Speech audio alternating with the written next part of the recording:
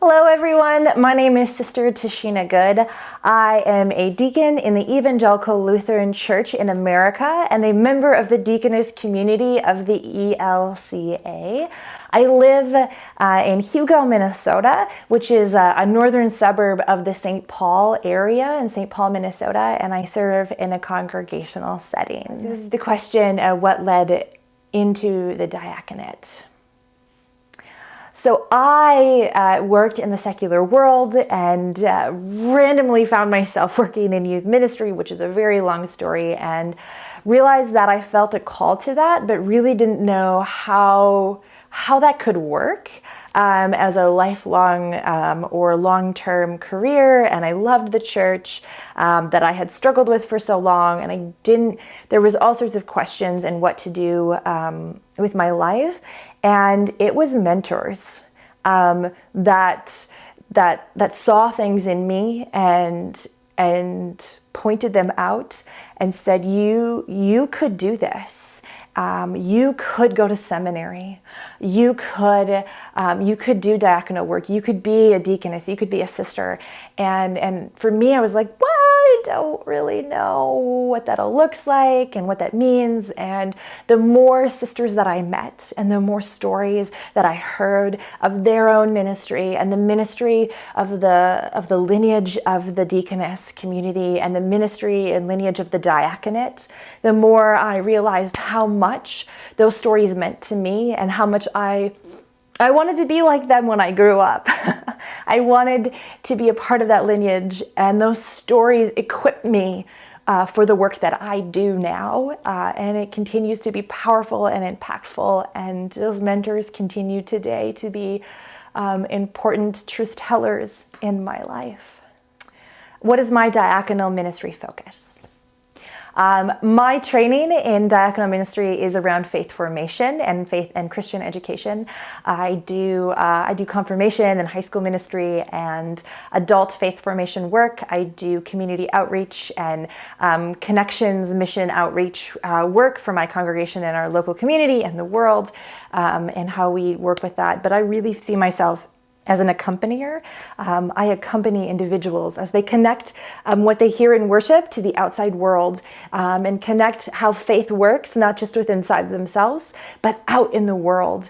And I do that through the ways in my congregation, also through my volunteering and synodical work, and beyond. So accompaniment, I guess. So what biblical story guides my diaconal ministry? In the deaconess community, we have ordination or consecration verses, depending on when you join the community, but a verse that guides us. And mine is Romans 12, 1 through 2. And it's Paul talking to the Romans about what we do as spiritual worship for God, and that all that we do is spiritual worship, and how that is holy and acceptable to God. And that really guides me, because how we take inside the congregation, inside the worship setting in the sanctuary, and we bring that out into the world, and how we volunteer at a food pantry, and how we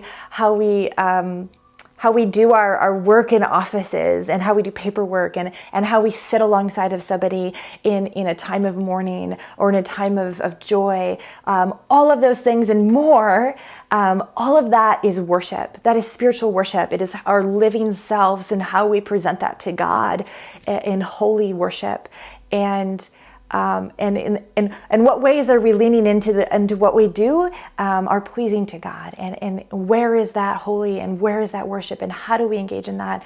And that constant reminder of how we live is worship for God, beyond what we do in the sanctuary.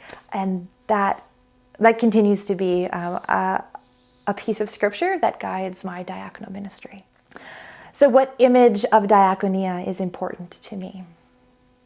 When I think of images of diaconia and the diaconate, the first thing that comes to mind is the bowl, the basin, and the towel, or the stool, or all of the pins and crosses and images of the diaconate throughout the ages and the many different communities that we all represent.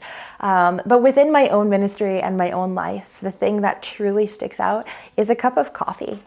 Much of the work that I do is individually based. I sit down with a cup of coffee. Sometimes with young folks, it's over ice cream, but it's really then engaging with them and talking about their life and where God is at work and how they see God at work in their day to day. As I accompany individuals who are future deacons or pastors, as I accompany my young people and how they can see how their faith is real and alive in this world and in their and beyond the church walls.